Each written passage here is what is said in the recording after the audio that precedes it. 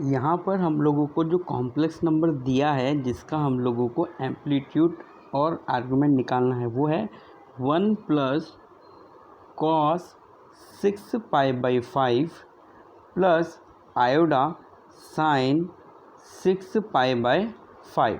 देखो अब हमें एक बात पता है कि हम 6π/5 को लिख सकते हैं पाई प्लस π/6। ठीक है, तो ये यूज़ कर लेते हैं यहाँ पे। तो z is equal to we can write 1 plus cos pi plus π/6। ये हम ऐसा इसलिए कर रहे हैं क्योंकि हम जानना चाहते हैं कि दिया हुआ कॉम्प्लेक्स नंबर कौन से क्वाड्रेंट में लाई कर रहा है।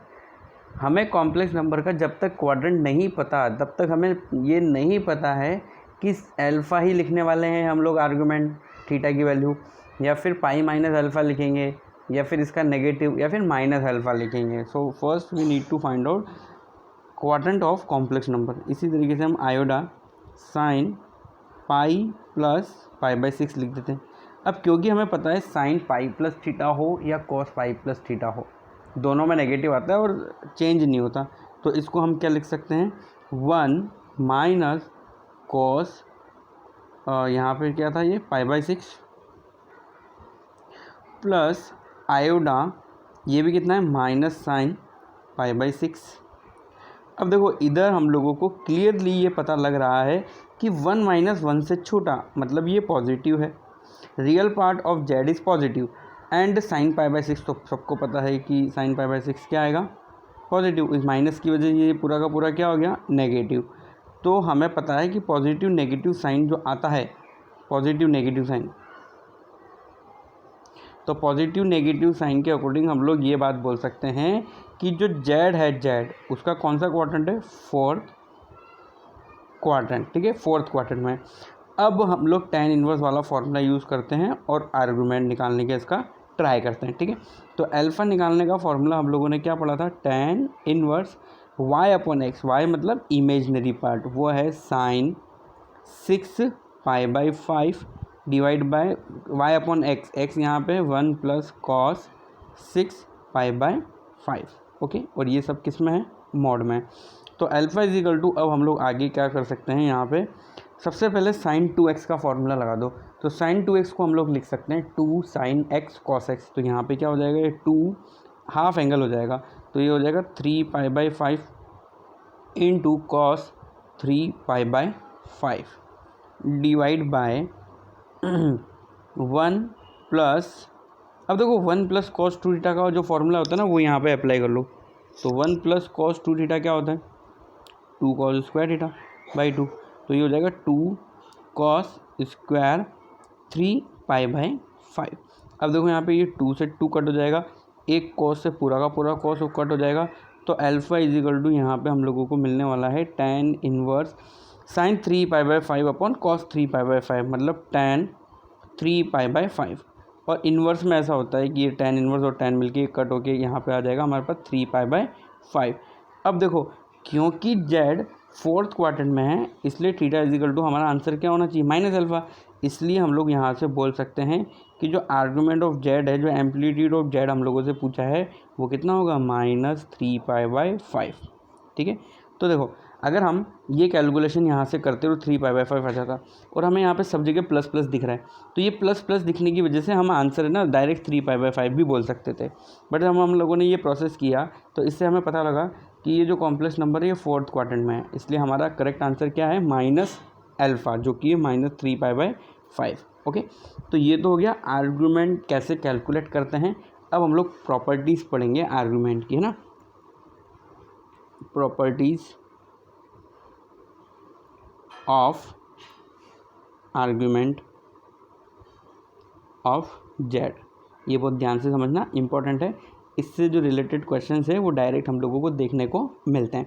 तो सबसे पहली प्रॉपर्टी, ये फर्स्ट चार जो है वो तो मतलब हमें याद ही रखनी है। जैसे कि किसी ने पूछा हम लोगों से आर्गुमेंट ऑफ जेड बार निकालो, क्या निकालो, आर्गुमेंट ऑफ जेड बार निकालो। तो अगर हमें आर्गुमेंट ऑफ जेड बार निकालना है तो हमें कुछ नहीं करना, बस माइनस लगा देना है, माइनस आर्गुमेंट ऑफ जेड, इतना सा सिंपल सा काम है। इसी तरीके से सेकंड नंबर की प्रॉपर्टी है अगर हम लोगों को जानना है आर्गूमेंट ऑफ माइनस जेड कितना है, आर्गूमेंट ऑफ माइनस जेड कितना है, तो वो कितना हो जाएगा -pi plus argument of Z. Simply ये जो हम लोगों ने first quadrant, second quadrant, third quadrant, fourth quadrant वाला कंसेप्ट पढ़ा है ना, ये बिल्कुल वही यहाँ पे अप्लाई हो रहा है, बस हम लोगों को समझना है। तो ये जो हम लोगों ने आर्गूमेंट ऑफ माइनस जेड बार निकाला है ना, माइनस जेड बार मतलब कौन सा क्वाड्रेंट की बात हो रही थी यहाँ पे, ओ सॉरी सिंपल माइनस जेड के ना,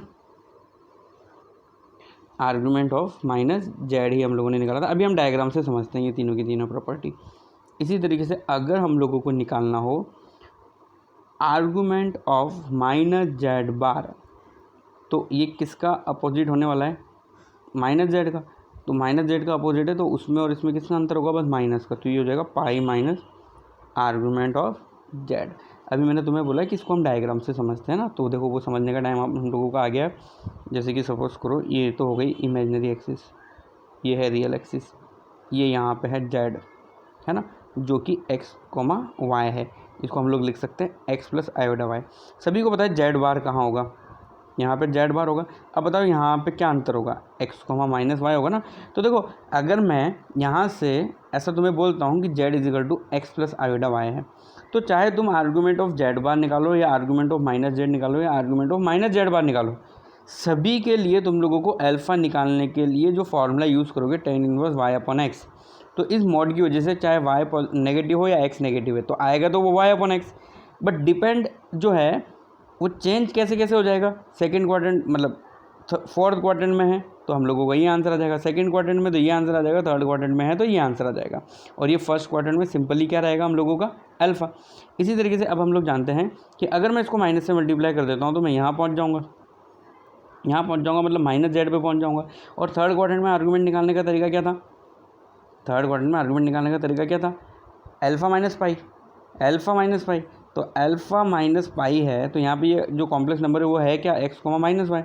तो x, minus y minus x, minus y sorry, तो ये सेकंड नंबर वाला है जहाँ पे हम लोगों ने लिखा है आर्गूमेंट ऑफ जेड को तुम लोग 2 मिनट के लिए थीटा मान लो। यहाँ पे देखो मैं लिखता हूँ इसी तरीके से, यहाँ पे भी हम लोग लिख देते हैं माइनस जेड बार, तो ये क्या होगा भाई माइनस एक्स, वाई होगा। अब अगर तुम यहाँ पे ध्यान से समझना चाहो ना तो एक बात समझ सकते हो कि देखो अगर argument of z is equal to theta है, if argument of z is equal to theta, तो हमें पता है कि आर्गूमेंट ऑफ जेड बार जो है वो कितना होगा, माइनस थीटा होगा। क्या होगा, माइनस थीटा, क्योंकि ये एक्स एक्सिस के रेस्पेक्ट में मिरर इमेज होती है, मैंने बताया था तुम्हें।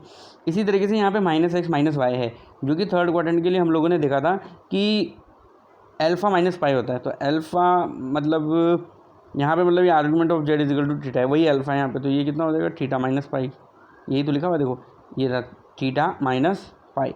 इसी तरीके से यहाँ पे क्या हो जाएगा, ये पाई माइनस थीटा। ओके, तो ये बात क्लियर हो जानी चाहिए अभी तक।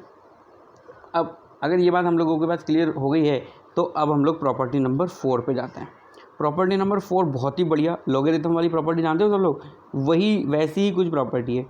अगर कहीं लिखा हुआ है argument of Z1 into Z2 into Z3, इसी तरीके से ये जा रहा है Zn तक सभी का मल्टीप्लिकेशन, तो हम लोग इसको लॉग वाली प्रॉपर्टी से ऐसा लिख सकते हैं एडिशन करके, argument of Z1 plus argument of Z2 plus dash dash dash dash dash argument of Zn। अब यहाँ पे कुछ बच्चों के देखो, पहले तो है ना इस प्रॉपर्टी को समझ लो। याद है तुम लोगों को लॉग वाली प्रॉपर्टी क्या होती थी, log a into b, log के अंदर a इंटू बी लिखा हुआ है, तो लॉग की प्रॉपर्टी के अकॉर्डिंग हम उसको क्या लिख सकते थे, log a plus log b। Similarly if log a divide by b लिखा हुआ है तो हम उसको क्या लिख सकते थे, log a minus log b, मतलब जो लॉग के अंदर नंबर मल्टीप्लिकेशन में है वो बाद में लॉग को एडिशन के रूप में बना देंगे।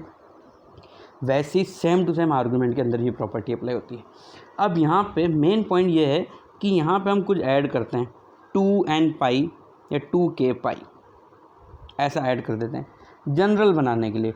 होता क्या है देखो, Z1 है, Z2 है, Z3, अब है ना हम सबका आर्गूमेंट ऐड कर रहे हैं, तो ऐड करते करते हो सकता है हमारा आंसर पाई से ऊपर चला जाए, तो उस आंसर को एडजस्ट करने के लिए माइनस पाई से पाई के बीच में लाने के लिए n जो है वो एक क्या है, इंटीजर है, -1 -2 -3 1 2 3 वो वैल्यू लेंगे और माइनस से पाई प्लस पाई के इंटरवल के अंदर हम लोग उसको लेकर आएंगे।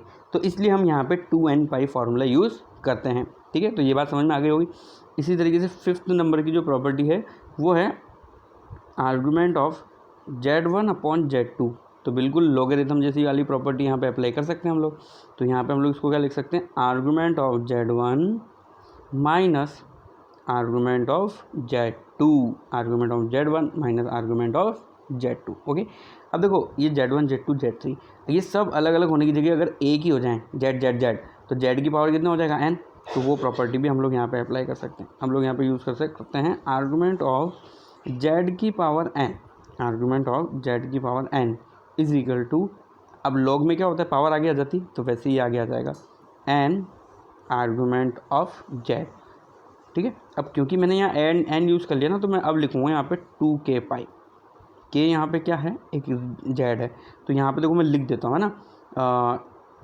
ऊपर प्रॉपर्टी नंबर 4 के अंदर जो हम लोगों ने लिया है n, या चलो उसको भी k ले लेते हैं हम लोग, है ना, सही रहेगा समझने में। यहाँ पे हम लोग इसको भी क्या ले लेते हैं, k। तो ये अब हमें 4 और 6 के लिए अलग अलग नहीं लिखना पड़ेगा, तो नोट करके हम लोग यहाँ पे बात एक लिख सकते हैं, k बिलोंग्स टू Z तो है, हम लोग k की वैल्यू क्या लेंगे, take value of k in such a way that so that value of argument will be in principal value range in -pi to pi की रेंज में वो वैल्यू आ जाए। इस तरीके से हमें k की वैल्यू लेनी है ना। तो +2n पाई करने में कोई दिक्कत नहीं है, हम उसको हमेशा ऐसा कर सकते हैं। ठीक है, अब देखो, अब हम नेक्स्ट जो प्रॉपर्टी लिखने जा रहे हैं ना, वो बहुत बहुत बहुत इंपॉर्टेंट है, उससे रिलेटेड क्वेश्चंस होते हैं डायरेक्टली, इसलिए उसको मैं अलग से लिख रहा हूँ। प्रॉपर्टी नंबर जो भी वो है, नेक्स्ट प्रॉपर्टी है ना, क्वेश्चन नहीं है ये, नेक्स्ट प्रॉपर्टी। तो नेक्स्ट प्रॉपर्टी जो है वो है, अगर कहीं लिखा हुआ है कहीं आर्गूमेंट ऑफ आयोडा इनटू Z, क्या लिखा हुआ है, आर्गूमेंट ऑफ आयोडा Z। अब देखो लास्ट जो हम लोगों ने प्रॉपर्टी देखी थी ना लॉगरिथम वाली, उसके अकॉर्डिंग देखो मुझे एक बार बताओ यहाँ से हम क्या लिख सकते हैं, है ना। प्रॉपर्टी तो मैं यहाँ पे लिखूंगा, पर उससे पहले मैं यहाँ पे क्या लिख सकता हूँ कि भाई ये मल्टीप्लाई में है दो कॉम्प्लेक्स नंबर, एक आयोडा है और एक Z है। तो हम यहाँ पे इसको क्या लिख सकते हैं, argument of iota plus argument of Z, ऐसा लिख सकते हैं। अब सभी को पता है आर्गूमेंट ऑफ आयोडा कितना होता है, π/2। तो ये क्या हो गया, π/2 प्लस आर्गूमेंट ऑफ Z। तो ये है मेन प्रॉपर्टी हमारी, argument of iota into Z we can write π/2 plus argument of Z। अब तुम्हें लग रहा होगा ये प्रॉपर्टी क्या है, तो भाई अगर हम किसी कॉम्प्लेक्स नंबर को आयोडा से मल्टीप्लाई करते हैं तो Z का जो आर्गूमेंट था उसमें π/2 का इंक्रीमेंट हो जाता है ना। तो इस प्रॉपर्टी से हम लोग एक नोट बना के लिख सकते हैं, whenever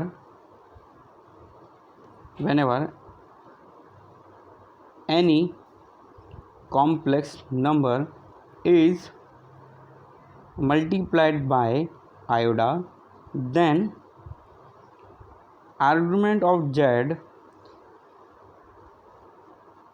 will increased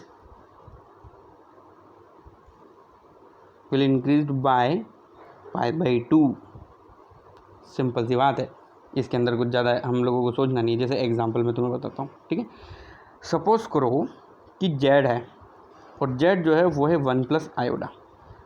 अब हम लोग यहाँ पे जानते हैं, हमने इससे पहले ये एग्जांपल किया भी है, अगर मैं tan इनवर्स 1/1 करूँगा तो 1 आएगा, tan इनवर्स 1 मतलब π/4, और प्लस प्लस है मतलब हम लोग जानते हैं कि आर्गूमेंट ऑफ Z यहाँ पे हमारा π/2 है, सॉरी π/4। अब अगर मान लो किसी ने बोला कि भाई आर्गूमेंट ऑफ आयोडा Z निकालो, तो अभी हम लोगों ने प्रॉपर्टी पढ़ी कि भाई किसी भी कॉम्प्लेक्स नंबर को अगर मैं आयोडा से मल्टीप्लाई करता हूँ तो उसका आर्गूमेंट कितना बढ़ जाता है, π/2। तो इसका भी हम लोग लिख सकते हैं, तो ये कितना हो जाएगा, π/4 प्लस π/2। अब तुम चाहो तो एलसीएम ले लो, तो एलसीएम आ जाएगा 4 पाई प्लस 2 पाई, तो आंसर कितना हो जाएगा 3 π/4। अब देखो ये जो आयोडा से तुमने इसको मल्टीप्लाई किया ना, तो देखो अब हम इसको समझ भी लेते हैं, है ना। देखो कैसे, जैसे 1 प्लस आयोडा था, अब अगर मान लो तुम उसको आयोडा से मल्टीप्लाई करो तो ये हो क्या रहा है, आयोडा प्लस आयोडा स्क्वायर, मतलब आयोडा -1, इसका मतलब -1 प्लस आयोडा। अब देखो तुम खुद देख लो ये कौन से क्वाड्रेंट के अंदर है, नेगेटिव पॉजिटिव के लिए ये सेकंड क्वाड्रेंट में है। तो अगर मैं tan inverse y upon x निकालूंगा तो वो तो 1 आएगा, π/4 मिलेगा। सेकंड क्वाड्रेंट के अंदर हम पाई माइनस π/α यूज़ करते हैं, तो पाई माइनस π/4 करने पे भी हमें 3π/4 ही तो मिल रहा है। तो ये प्रॉपर्टी जो है वो क्या हो गई, प्रूव हो गई। अब इसी तरीके से जैसे आयोडा जेड से मल्टीप्लाई करने पे π/2 हो रहा है, तो उसी तरीके से आर्गूमेंट ऑफ, अगर आयोडा की जगह माइनस आयोडा से मल्टीप्लाई करेंगे तो जिस नंबर से मल्टीप्लाई कर रहे हैं उसी का आर्गूमेंट ऐड हो जाएगा। तो माइनस आयोडा का आर्गूमेंट कितना होगा, माइनस π/2।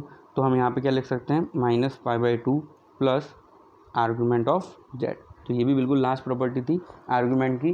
तो आर्गूमेंट की प्रॉपर्टीज़ को याद रखने से पहले हम लोगों को एक बात का ध्यान रखना है कि अगर कोई कॉम्प्लेक्स नंबर आयोडा से मल्टीप्लाई होता है तो वो π/2 इंक्रीज़ हो जाएगा, और आर्गूमेंट के अंदर बिल्कुल लॉगरिथम वाली प्रॉपर्टीज़ जो हैं वो अप्लाई होती है। अब देखो इसको हम थोड़ा डायग्राम से समझते हैं। ये है इमेजिनरी एक्सिस, ये है रियल एक्सिस। ओके, सपोज करो यहाँ पे कोई कॉम्प्लेक्स नंबर है जेड, क्या है जेड, इसका जो आर्गूमेंट है वो है थीटा। अब अगर इस कॉम्प्लेक्स नंबर को हम आयोडा से मल्टीप्लाई कर देते हैं तो हमें एक नया कॉम्प्लेक्स नंबर मिलेगा जो इसके परपेंडिकुलर होगा। परपेंडिकुलर क्यों होगा, क्योंकि इसका जो भी थीटा है उसमें π/2 ऐड करेंगे, तो π/2 ऐड करेंगे मतलब ये वाला एंगल कितना हुआ, π/2 90 डिग्री। तो यहाँ पे जो कॉम्प्लेक्स नंबर अब हम लोगों को मिला है वो है आयोडा इंटू जेड, आयोडा इंटू जेड, और उसका जो आर्गूमेंट है थीटा, वो थीटा नहीं है, वो क्या है थीटा प्लस π/2, थीटा प्लस π/2। अब इसी तरह से अगर मान लो इस कॉम्प्लेक्स नंबर को मैं आयोडा की जगह मल्टीप्लाई करता हूँ किससे, माइनस आयोडा जेड से, तो उस केस में भी ये एंगल क्या होगा 90 डिग्री, बट क्लॉकवाइज इसलिए माइनस π/2। तो अब इस केस में इसका जो आर्गूमेंट है वो कितना होगा, थीटा माइनस π/2। तो कॉम्प्लेक्स नंबर है माइनस आयोडा जेड, आर्गूमेंट है थीटा माइनस π/2। ओके, अब नेक्स्ट इसी तरह से जिस कॉम्प्लेक्स नंबर से हम मल्टीप्लाई करते हैं उतना ही आर्गूमेंट ऐड हो जाएगा। तो जैसे मान लो ये जेड है, अब इसको मान लो मैं मल्टीप्लाई करता हूँ -1 से, -1, तो जेड को -1 से मल्टीप्लाई करने पे ये क्या हो जाएगा, माइनस जेड बन जाएगा।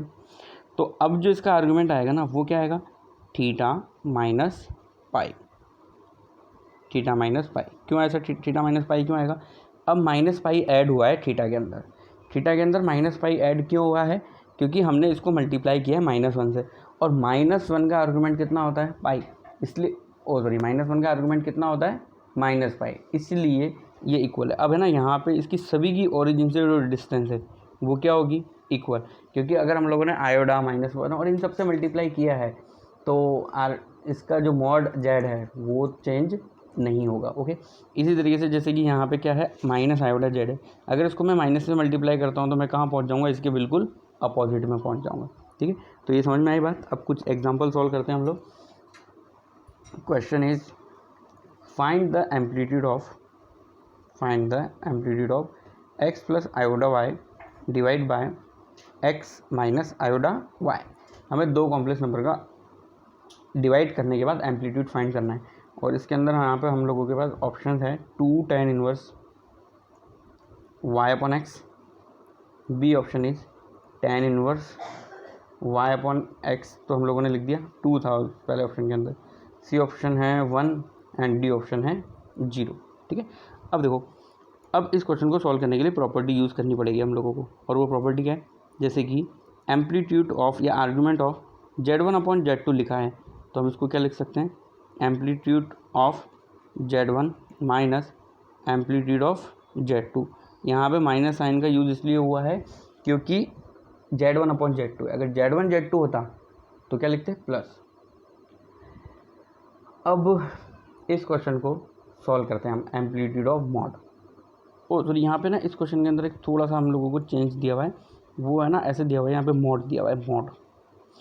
अब है ना इस क्वेश्चन को बस ये मॉड की वजह से ही सॉल्व करना है, ऐसा मतलब यहाँ पे कुछ प्रॉपर्टी लगानी नहीं है। पहले मुझे मॉड नहीं दिखा था इसलिए मैं ये प्रॉपर्टी लगा रहा था। अब देखो यहाँ पे मॉड है ना, तो देखो यहाँ पे लिखा हुआ है ऐसा, ये आर्गूमेंट ऑफ मॉड जेड या फिर आर्गूमेंट ऑफ मॉड, कुछ भी कॉम्प्लेक्स नंबर हो, कुछ भी हो, पर मॉड जेड तो एक रियल नंबर है ना, तो इसका मतलब हमें रियल नंबर का, और मॉड है तो वो पॉजिटिव आएगा।